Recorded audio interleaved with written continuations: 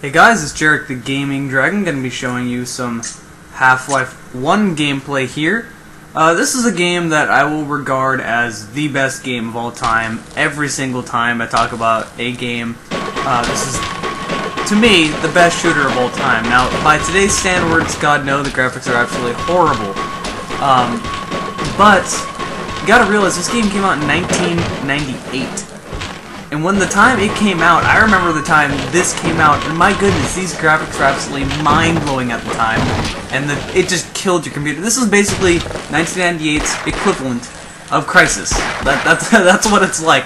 It killed your computer, it looked amazing when it came out, amazing graphics. But that's not why I really regard it as the best game of all time. To me, graphics mean very little. The game could have the best graphics in the world, but still be a bad game.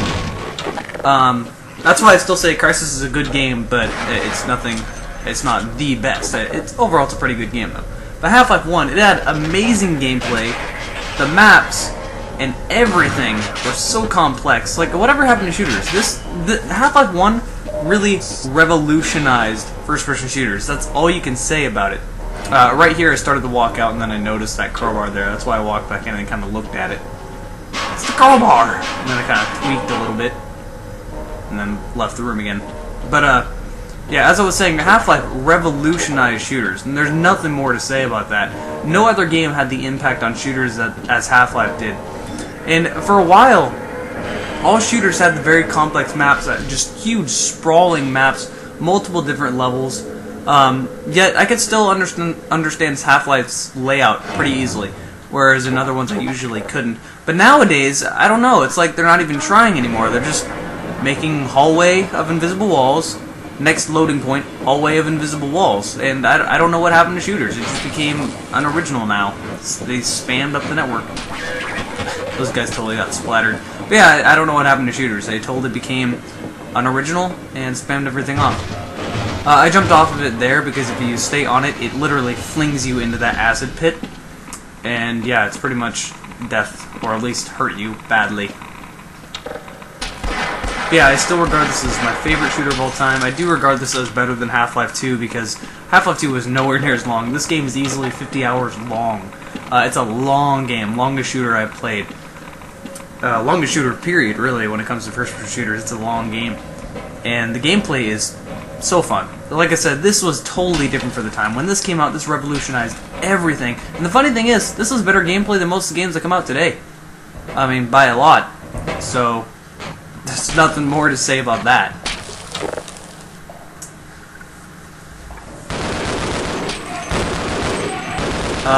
If you have noticed, I have the Half-Life High Definition pack.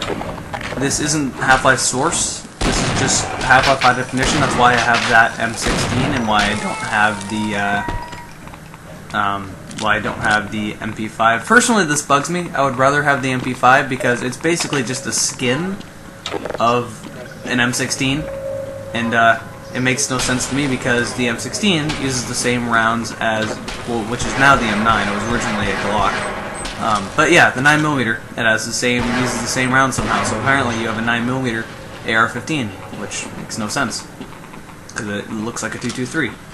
But yeah, you also have an M9. I'm not really bothered too much by that because the original was a Glock. I'm not a giant fan of Glocks, but I just kind of hate how they change things. Like, I don't want the guns to change. I was fine with the guns. I mean, the M16 looks good, but I was trying to shoot that barrel there, but it has lock-on the high definition pack, so I couldn't. But yeah, this was an MP5 in the original, but they made an M16 for the high definition pack for I don't know what reason. SPAS 12. This really didn't change, and my gosh, the sound effects for that thing are totally awesome. Totally overdoing it. The first few times I played this game, I didn't really use the shotgun. But hey, get back here. Rah. But yeah, the first few times I didn't really use the shotgun when I played through this game. But the next few times I played it, I went back and I used the shotgun more and more every single time I play it. Because it's pretty powerful. I mean, granted it's a shotgun. It's supposed to be. But it's a pretty powerful and really useful gun. I'd still say the shotgun's a little bit more useful in Half-Life 1, but meh.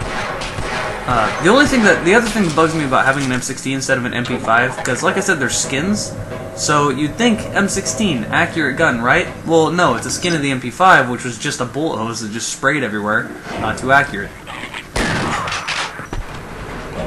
That's something that this gun lacks, or this game lacks. You can carry a little... Oh, let this guy talk. Fire the rocket engine. Destroy the damn thing before it grows any larger. Snap! Yeah, this game kind of needs a rifle. And this guy's made of metal, apparently. But yeah, this game needed a rifle, just a little bit. This part is one of those scenes from Half-Life.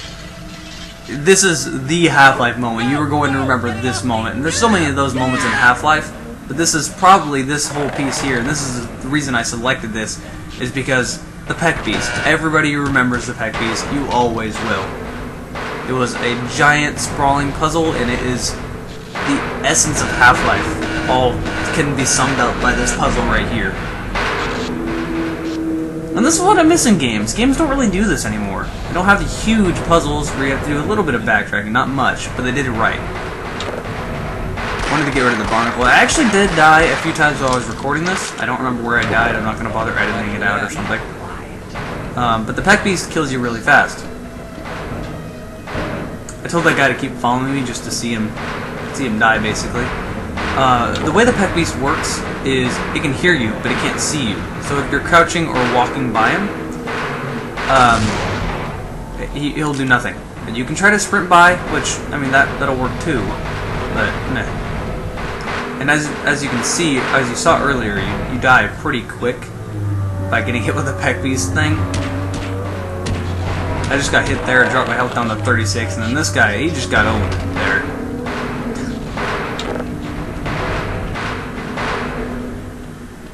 Here you have no choice but to hack away at those boxes, and you're just like, oh man, run.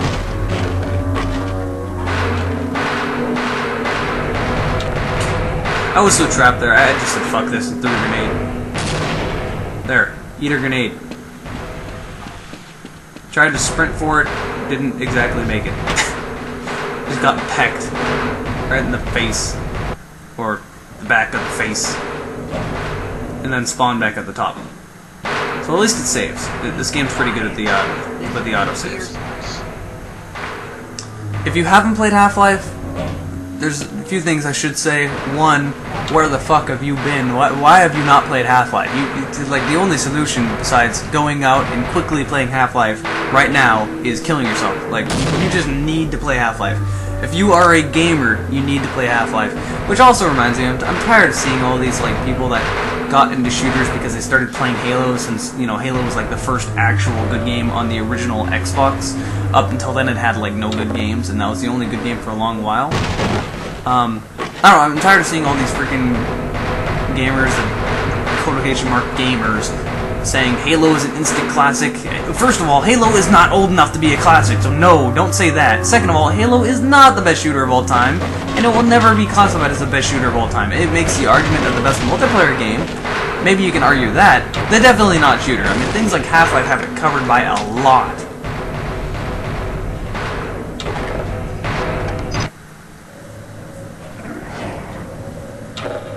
And, I mean, I know I've said it before, gosh, Half-Life is a huge, huge game. I started hitting these crates here, because this is where you pick up ammo, and then I'm like, this would be more fun. Just make everything go boom.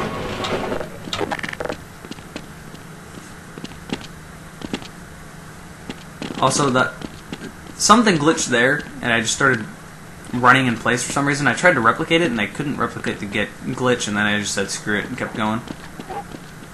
I was hearing that noise, knew it was nearby.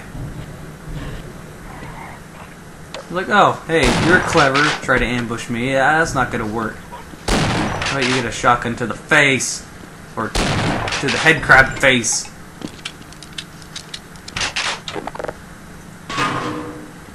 I usually do this when I jump down this ladder. I just kind of jump off and let myself fall for a little bit, and then catch on way down low. Totally didn't sound sexual at all. Splits here, I forgot which way to go. Went this way, whatever fence went the other way. Brick walls are apparently made of metal. Everything is made of metal in this game. When you smack it with a crowbar, it makes a noise like metal.